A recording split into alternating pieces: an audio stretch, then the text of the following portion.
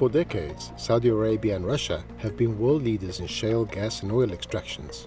However, in the last few years, a new competitor has risen, willing to change the balance: the United States. This increase in the extractions has made crude prices slump, and the US has almost become independent of hydrocarbon imports for energy generation and has significantly reduced its climate gas footprint. Such an enormous benefit for the American energy business is due to a new technique that has turned into the cornerstone of shale gas industry. We are talking about fracking. Fracking is an industrial procedure, and any industrial procedure brings risks with it.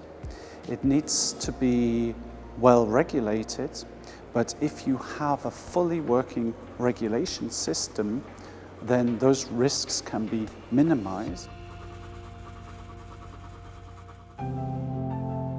So the purpose of providing such a best practice recommendations is not only to help the operators in selecting, characterization, and operate the site for the shale gas production, but also to provide input, maybe even important and critical input for the regulations that's being established in the different countries. Eventually, advances in both the operation and regulatory framework and conditions are essential for ensuring the public safety.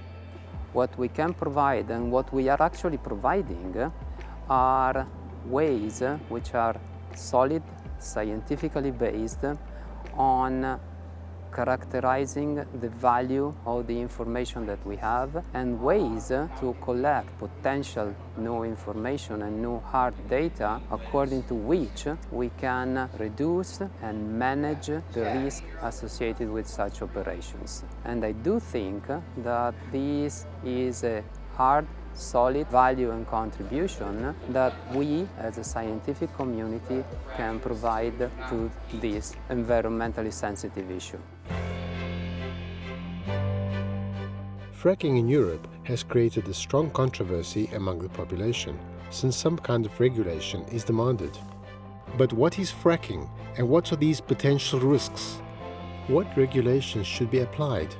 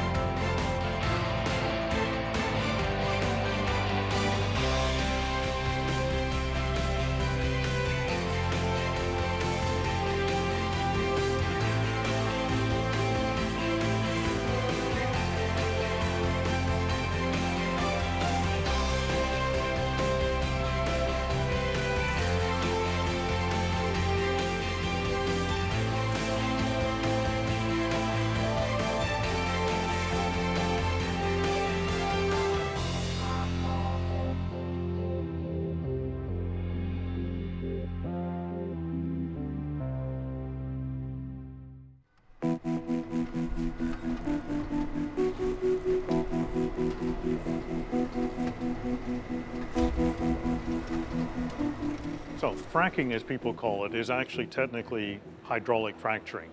It's something that was invented long, long ago. It's been used many, many, many times around the world to basically change the properties of rocks to allow more of the fluids to escape from those rocks. And those fluids that we're interested in would be hydrocarbons. As we know, hydraulic fracturing has been really increased in recent years because of the needs in the particularly shale, for shale gas and shale oil. Those kinds of rocks contain hydrocarbons that people want to extract, but those rocks have such low capacity for fluid flow that we need to create new pathways to allow the hydrocarbons to move from the rock to the well. And the technology is hydraulic fracturing. And the thing that has made the shale gas and oil work as a commercial venture has been the combination of hydraulic fracturing with horizontal wells. In a traditional oil extraction, the ground is drilled in order to create a well, which helps reach the oil reservoir. Once the well has gotten into it, the very pressure of the layers of earth above the reservoir pushes the oil up the well to the surface. But in the hydraulic fracturing process, this vertical well is not enough, so a horizontal well is also built. So a horizontal well plus hydraulic fracturing creates a real change in the way things are done. And the strategy now is to drill this long horizontal well, first drilling down vertically and then the well is drilled out to a long distance. Hydraulic fractures are then installed or created at points along the well to generate a lot of area where new breaks are created in the rock, and those breaks, those cracks, fractures, allow hydrocarbons to flow a short distance from the rock into that fracture and then connect to the well and then be produced out of the well, put into a pipeline, and that's what we're trying to do. Apart from the horizontal well, which constitutes the main difference between hydraulic fracturing and common shale gas and oil extractions, one of the particular aspects of fracking is actually the use of water to obtain these elements. Water goes in at high pressure in order to break the rocks that contain the gas, so it can get into the well. That water is pumped down the well, out through holes in the pipe that we've created, and the water expands the rock. The injection fluids, they contain a minor amount of chemicals.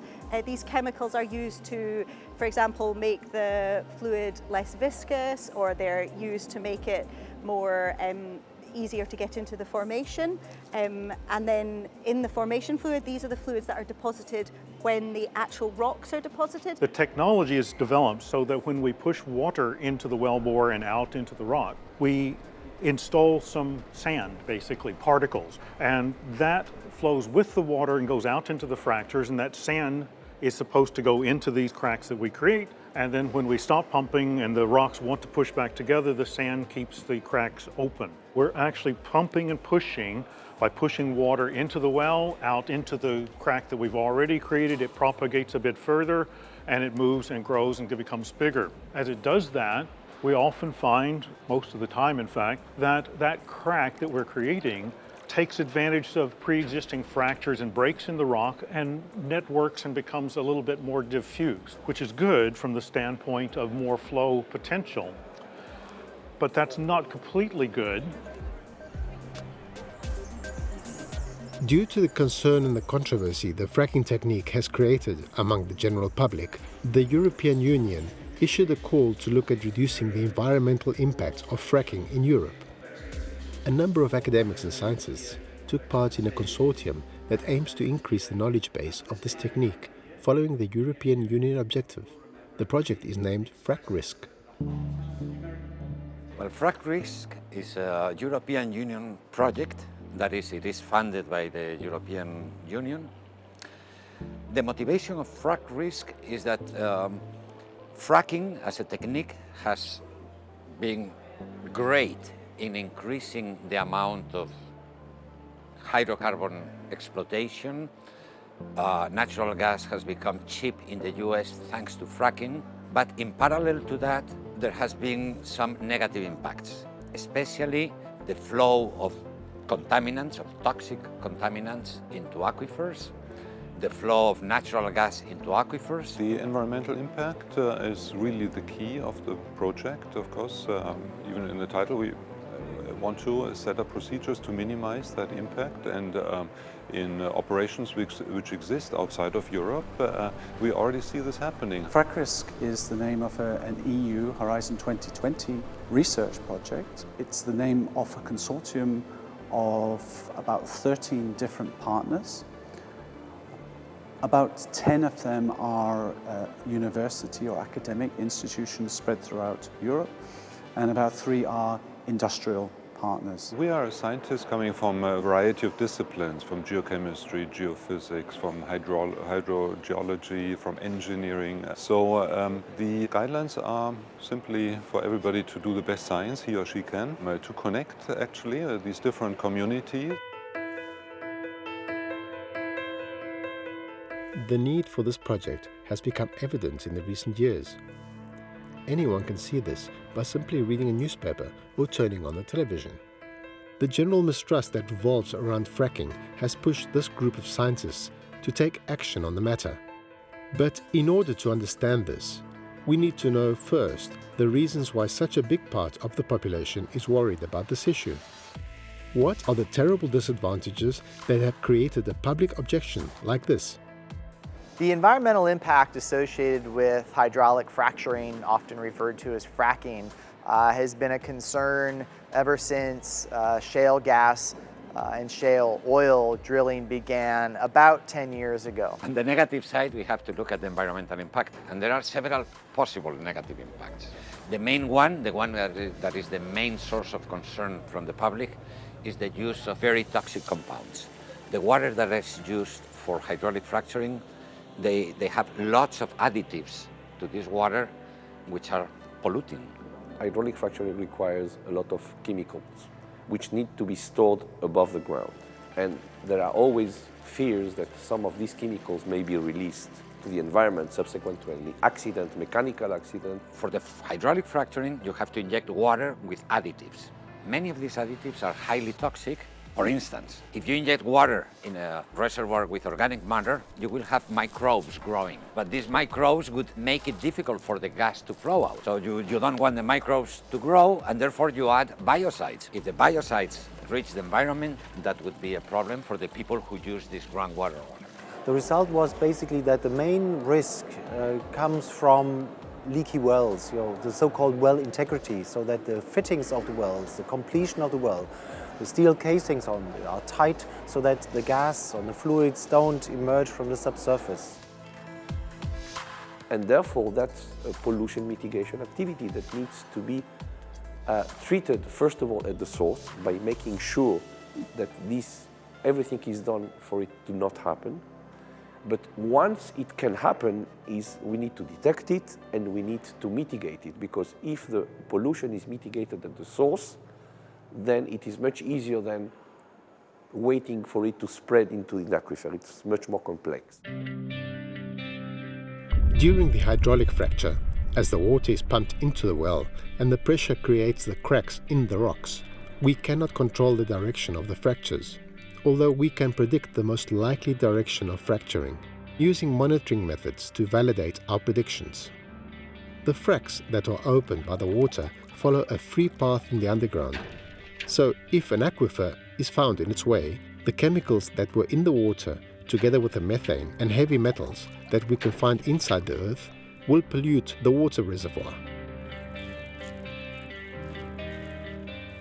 Where most of the environmental impacts occur are actually related to the landscape disturbance, cutting down trees, moving the earth, and then the potential for spills of the brine that comes out of the well after it's been fractured and while it's producing. FracRisk tries to go further into the depth of all these different processes and finds detailed answers to this general kind of risk assessment of contamination of surface groundwater, drinking water. Therefore, different types of regulations could be applied here. The purpose in the FracRisk project on this matter would be to determine and define some scientific aspects so that these contaminant elements don't reach the aquifers. So we have these two different fluids. We have our formation fluids, which are the original depositional fluids, and we have our injection fluids, which are used to frack the formation. And both of these fluids are then produced while the gas is produced with it. And it's the chemical composition of these fluids that might cause concern during the operations. So I undertake experimental work to investigate the components within each of these fluids to see which ones are going to cause any problems in the environment and work out how we can minimise these. More and more the companies are using chemicals which are sort of environmentally friendly, if you like. In fact, many of the chemicals that they use are used in food production, so they're not necessarily very polluting. Some of the chemicals they use are used in households for cleaning, so they're not chemicals which people aren't already sort of being exposed to in some way. But nonetheless, if you're using them in large volumes and you're putting them into the environment in some way, we need to make sure that's done in a responsible way so that it can't escape into the environment in an uncontrolled manner. And again, it's about providing reassurance to the public that we are managing these processes properly. So those are the main reasons, really, that we need to have control over the fracking process.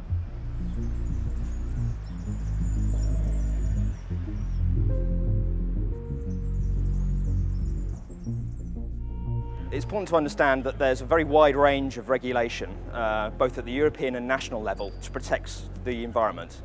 And this means protecting human health and the environment, which includes groundwater, and that's a very important part of that. The European Union has started to request scientific and technical information to support decision-making and management of these types of activities. The most important legal aspect of fracking is the protection of the human environment and groundwater and the wider environment. And FracRisk plays a very important role in providing the evidence, the independent scientific evidence, that we can take to support transparent decision-making in whether we should explore and whether we should produce using fracking techniques. It's a key factor with the FracRisk project is for the scientists to take the best available science and research they've worked on and then educate the public, share with the public, engage in dialogue and conversation on this topic so that they have a better understanding and again can make better informed decisions as to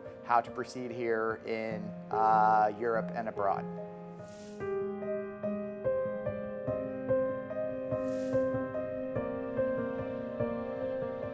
We consider modeling as an essential tool, actually, of a decision-making process. So it's one of the most essential tools because you are analyzing then risk-related scenarios. Modeling is very strongly related to uncertainties, and uncertainties appear on very different levels. So they appear on the level of the data, on the level of the models themselves, and they appear dependent on the scenarios that you chose. So we have in this project focused on 6 selected scenarios which are covering the different aspects that we consider relevant. And this includes looking at the source, that is the shale. We look at the pathway that connects the source to a target at the end. Our role in this project is to build hydromechanical models, how it's important to understand how the stress field changes and how the fracturing changes as a response to fluid injection. And we also build geochemical models. These fracking fluids, they have chemical additives in them and how those react with the underground environment. So it's important to have a good understanding of those processes so we can make predictions and look at possible risk scenarios. In FracRisk, we have adopted a platform called REPCA, which is called an acronym for Risk-Based Corrective Action, which is extensively used in the environmental protection of soils and groundwater. As you know, most of the pollution on Earth is in soils and groundwater, and usually due to agriculture because of the pesticides and detergents and many substances that are needed for agricultural activities. So what we use is this same approach, this same decision making, and we extend it to fracturing. Our feeling is that if we use an approach that is commonly accepted in other fields of activity, which are crucial to the economy of any country, then the public could better understand the risks that are involved in fracturing and also how we can manage them.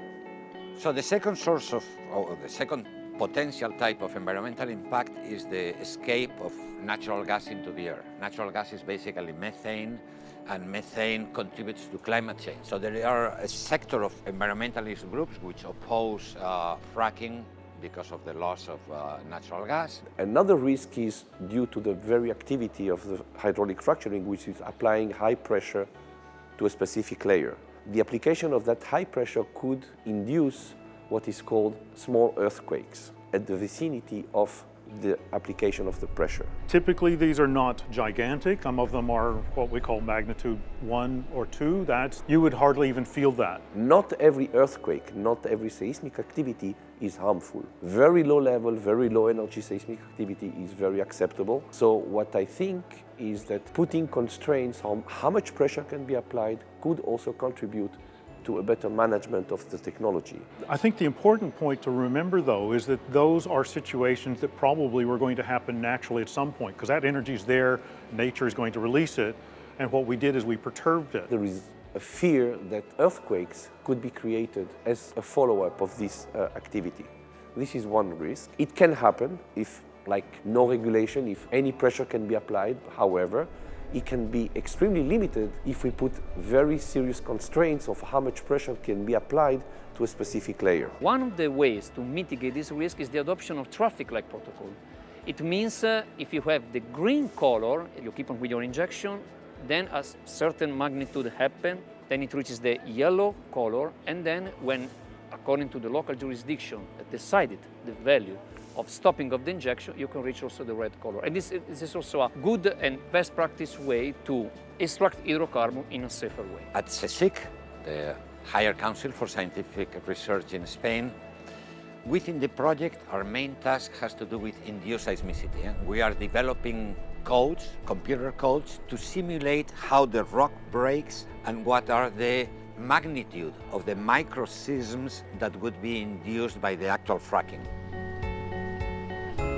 So, as we can see, the debate inside the FracRisk project has a very important task. It has to provide the possible measures to establish a regulatory framework in order to diminish the potential risks of this activity. In everyday life, there's no such thing as a risk-free world. We live with risks, we have to minimize them. That's the case in FracRisk, that's the case in every aspect of human life, actually. If we are able to determine which are the risks that really bear some kind of impact, then we can take care of them.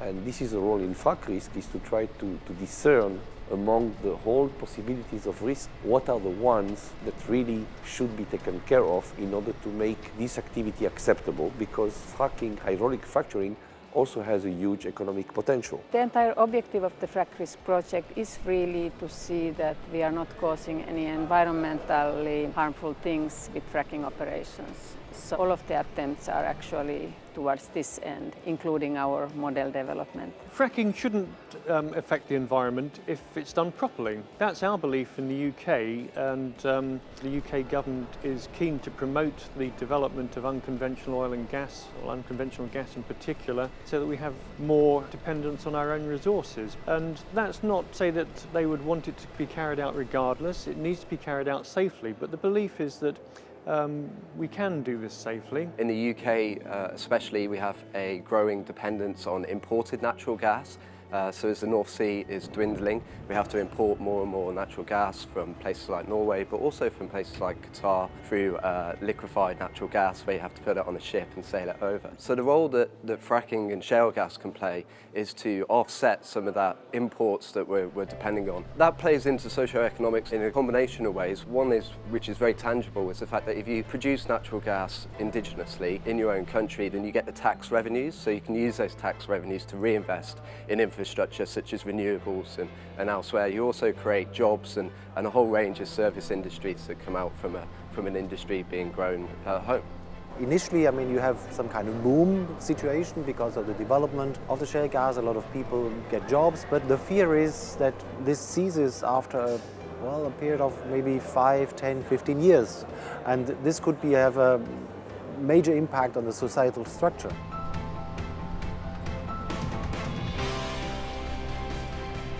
Negative potential, but also positive potential, and that benefits through the extraction and the sale of the gas to subsidise, to provide a cheaper form of gas, the strategic independence that it brings, producing it within the EU, but also the job generation as well. But there has to be balanced against the potential negative side effects due to health and safety and environmental degradation.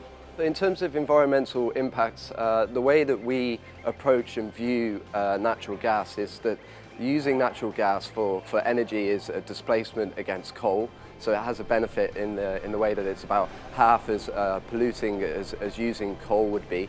It also has a huge benefit that it's readily available to turn on and off, unlike nuclear and coal, which are baselines that play out over long durations. Gas can be turned on and off very quickly, and this helps back up renewables. So renewable infrastructure is growing, which is really positive, but it also has issues with intermittency, and gas can use as a sort of a symbiotic relationship with renewables to support that industry.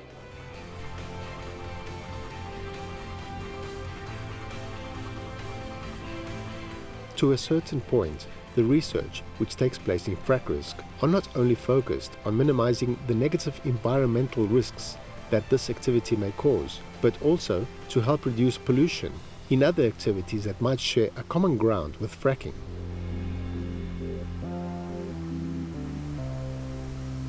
Hydraulic fracturing shares many environmental risks with subsurface processes. Whether you're drilling a well for conventional oil and gas, for geothermal operations, or for hydraulic fracturing itself, you perturb the subsurface in some way. We feel that the work that we do has quite significant environmental impacts, and we hope that the findings that we have can be used to minimise the environmental risk during any drilling, and in particular drilling for fracturing. That's where, academics and consultants and scientists can find new and innovative ways to minimize those potential negative impacts in order to maximize the potential benefits. Other countries like Poland have deeply investigated the fracking technique so that they can share their information during the FracRisk project. Their research can be used not only for fracking, but to other environmentally friendly techniques.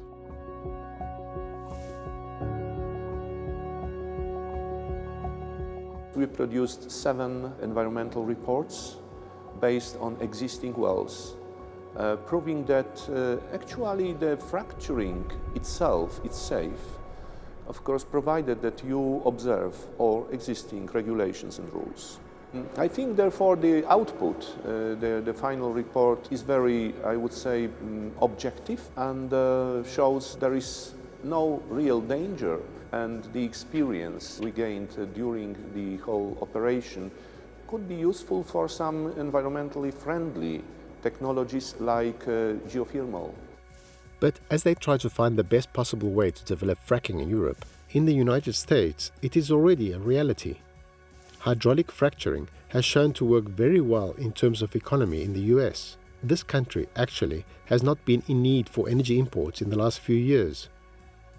In the east of North America, we find one of the best examples of this technique, the Marcellus Formation. So the Marcellus is a formation in the Appalachian Basin that consists of shale, and when it was originally deposited about 400 million years ago, the organic material was buried and converted into hydrocarbons, primarily natural gas in the Marcellus shale. So when energy companies drill into the Marcellus now, they can produce very large volumes of natural gas, which in the United States is becoming a more important source of our energy production, and specifically for power production for electricity. So the Marcellus is estimated to be one of the largest shale gas reservoirs in the world and is currently the most productive shale gas reservoir in the world. The United States seem to have taken the initiative on this issue, but if there's a chance to see this happening in Europe, we first need a suitable regulation, and that is what FracRisk is about.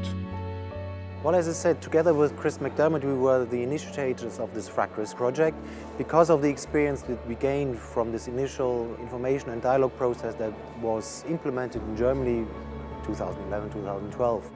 Actually, the contribution, I think, of FracRisk is to go into the further detail, because this initial project, what I was talking about, just lasted for about a year. So it was some kind of initial impetus, but actually the detailed scientific work is being looked into by this group in FracRisk, and so I'm quite happy that it found some continuation. The objective is to develop a better understanding of the processes involved and to increase the knowledge base of what's going on, to enable better regulation as well as better industrial practices. So we, as a project, we're independent, we have no vested interests, and we're trying to provide unbiased scientific advice both to the regulators as well as to the practitioners. What we can provide and what we are actually providing are ways which are solid, scientifically based on characterizing the value of the information that we have, and ways to collect potential new information and new hard data according to which we can reduce and manage the risk associated with such operations. Fracking is performed by oil companies, and of course they are interested in doing it as profitable as possible, and people do not trust them. I guess the people would like to have an independent opinion, and scientists are assumed to have an independent opinion. So this is the first goal, right? To provide an independent opinion on fracking. The debate around fracking and shale gas is very emotive, and it's very swayed by emotional opinion, which doesn't really look at the actual facts and the science. So what FracRisk is doing is bringing an impartial, highly rigorous scientific level to try and look at the true risks that are associated with shale gas and natural gas extraction, and to try and put those risks into context. It's politicians or it's the public which you have to convince that the technology is doable or not. Overall, I would say that FracRisk also gives me a nice feeling that I play a small part, a little tiny part, in expanding knowledge and potentially helping the general public to understand what's really going on. Elected officials need to realize that we can't just flip on the switch and go totally renewable tomorrow. It's going to take a while to build that out. But if we can find the right policies to lead us in that direction so that we have a lower carbon footprint, then that'll be best for everyone. It can be expected that within the next 10 or 15 years, fracking will be part of a larger mix of energy technologies which are contributing to more significant energy resources at a European level. Wherever the future of fracking is going, FracRisk project has shown that with a new energy technology, an appropriate regulatory framework is needed in order to obtain and use this resource in the best possible way, minimizing the risks and the environmental impact. Even though there is still much work to do, the quest for knowledge is moving forward every day.